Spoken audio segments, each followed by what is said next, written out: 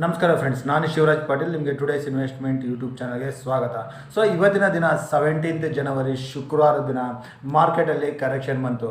Bank ನಿಫ್ಟಿನಲ್ಲಿ 738 points ಆದರೆ ನಿಫ್ಟಿನಲ್ಲಿ 108 points correction ಬಂತು. So ನಾವು 20th ಜನವರಿ ಮಾರ್ಕೆಟ್ ಅನಾಲಿಸಿಸ್ ಮಾಡೋಕ್ಕಿಂತ ಮುಂಚೆ 17th ಜನವರಿ ಎಕ್ಸಾಕ್ಟಾಗಿ ಏನಾಯಿತು ಅಂತ ನೋಡೋಣ. ಸೊ ನಾನು ನಿನ್ನೆ ವಿಡಿಯೋದಲ್ಲಿ ಹೇಳ್ತಾ ಇದ್ದೆ, ಮೇನಾಗಿ ಇಂಡಿಯನ್ ಮಾರ್ಕೆಟಲ್ಲಿ ಕ್ವಾರ್ಟರ್ಲಿ ರಿಸಲ್ಟ್ಸ್ ಬರೋದಿದೆ.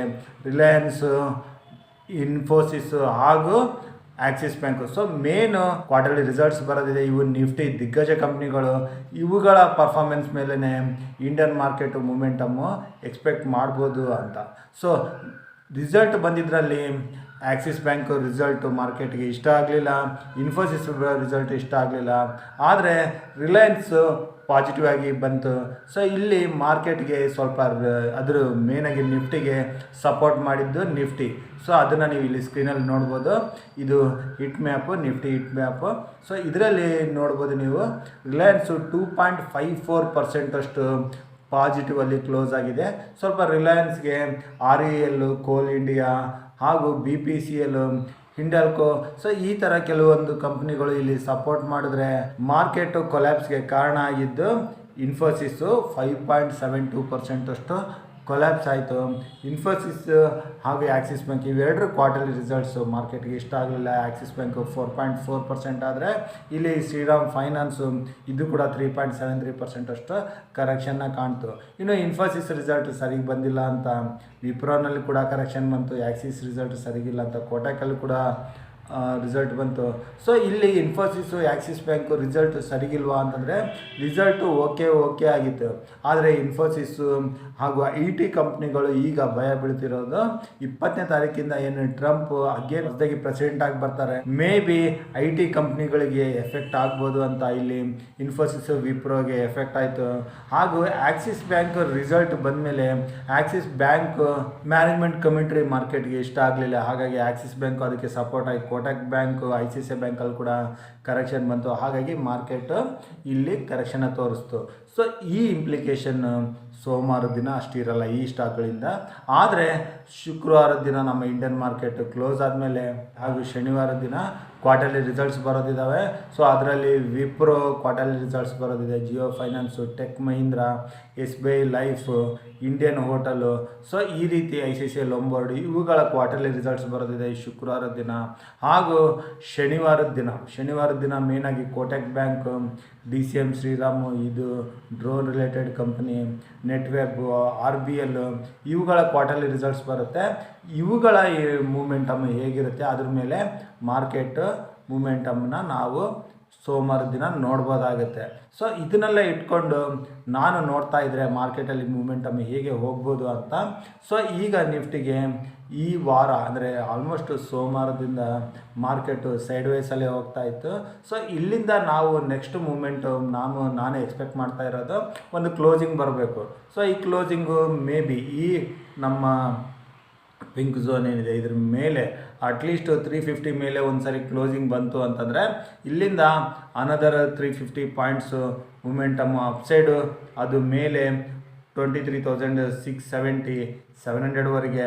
ಅದೇ ಕೆಳಗಡೆ ಏನಾದರೂ 21,100 ಕೆಳಗಡೆ ಕ್ಲೋಸಿಂಗ್ ಬಂತು ಅಂತಂದರೆ 22,800ವರೆಗೆ ನಾನು ನಿಫ್ಟಿನ ಎಕ್ಸ್ಪೆಕ್ಟ್ ಮಾಡ್ತಾ ಇದ್ದೀನಿ. ಸೊ ಆ ಕ್ಲೋಸಿಂಗ್ ಮೇಲೇ ನಾವು ನೆಕ್ಸ್ಟ್ ಮೂಮೆಂಟಮ್ ಮಾಡ್ಬೋದು. ಸೊ ಈ ವಿತಿನ್ ರೇಂಜಲ್ಲಿ ಟ್ರೇಡ್ ಮಾಡೋದು ಅಷ್ಟು ಸೂಟಬಲ್ ಅಲ್ಲ ಆಪ್ಷನ್ ಬೈಯರ್ಸ್ಗೆ. ಸೊ ಆಪ್ಷನ್ ಸೆಲ್ಲರ್ಸು ಬೇಕಾದರೆ ಸ್ಟ್ರಾಟಜಿಗಳನ್ನ ಮಾಡಿ ಇಲ್ಲಿ ಟ್ರೇಡ್ ಮಾಡ್ಬೋದಾಗುತ್ತೆ. ಇನ್ನು ಬ್ಯಾಂಕ್ ನಿಫ್ಟಿಗೆ ಬಂದರೆ ಬ್ಯಾಂಕ್ ನಿಫ್ಟಿ ಆಲ್ರೆಡಿ ಹೇಳ್ದಂಗೆ ಆಕ್ಸಿಸ್ ಬ್ಯಾಂಕು, ICICI ಬ್ಯಾಂಕ್ಗಳ ವೀಕ್ ಮೂಮೆಂಟಮ್ಮಿಂದ ಇಲ್ಲಿ ಹೆಚ್ಚಿನ ಕರೆಕ್ಷನ್ ಬಂದಿತ್ತು. ಸೊ ಇಲ್ಲಿ ನಾನು ಇನ್ನೊಂದು ಇಂಪಾರ್ಟೆಂಟಾಗಿ ತೋರಿಸ್ಬೇಕಾಗಿರೋದು, ಇಲ್ಲಿ ನಿಫ್ಟಿ ಬ್ಯಾಂಕ್ ನೋಡಿ, ಇಲ್ಲಿ ನಾನು ಸ್ಕ್ರೀನಲ್ಲಿ ಬರ್ತಾಯಿದ್ದೀನಿ.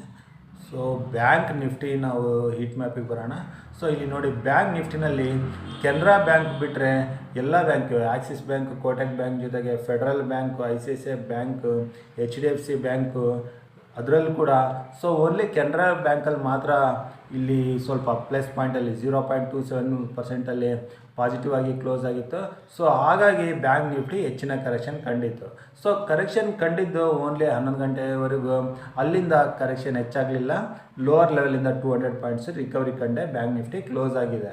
ಆದ್ರೂ ನಾವು ಬ್ಯಾಂಕ್ ನಿಫ್ಟಿನಲ್ಲಿ ಇದರ ಲೋ ಅದು 48,300 ಕೆಳಗಡೆ ಇನ್ನಷ್ಟು ಕರೆಕ್ಷನ್ ಬರ್ಬೋದು. ನೆಕ್ಸ್ಟ್ ಸಪೋರ್ಟು 47,800ವರೆಗೆ ಇದೆ. ಸೊ ಬ್ಯಾಂಕ್ ನಿಫ್ಟಿ 47,800 ಕೆಳಗಡೆ ಇನ್ನಷ್ಟು ವೀಕ್ ಆಗುತ್ತೆ. ಅದೇ ಬ್ಯಾಂಕ್ ನಿಫ್ಟಿ ಇಲ್ಲಿಂದ ರಿಕವರಿ ಕಂಡು 48,700 ಮೇಲೆ ಮೂವ್ಮೆಂಟ್ ಸಿಗೋಕ್ಕೆ ಶುರು ಆದರೆ ಅಗೇನ್ 49,200 ಈ ಲೆವೆಲ್ಗೆ ಬರುತ್ತೆ. ಸೊ ನಿಫ್ಟಿನಲ್ಲಿ ಬ್ರೇಕ್ಔಟ್ ಸಿಕ್ಕರೆ ಬ್ಯಾಂಕ್ ನಿಫ್ಟಿ 49,200 ಮೇಲೆ ಸಸ್ಟೇನ್ ಆದರೆ ಅಗೇನ್ 50,000 ಕಡೆ ಹೋಗೋ ಚಾನ್ಸಸ್ ಇರುತ್ತೆ. ಸೊ ಈ ಲೆವೆಲ್ಸ್ಗಳನ್ನ ನಿಮಗೆ ಅರ್ಥ ಆಗಿದೆ ಅಂದ್ಕೊತೀನಿ.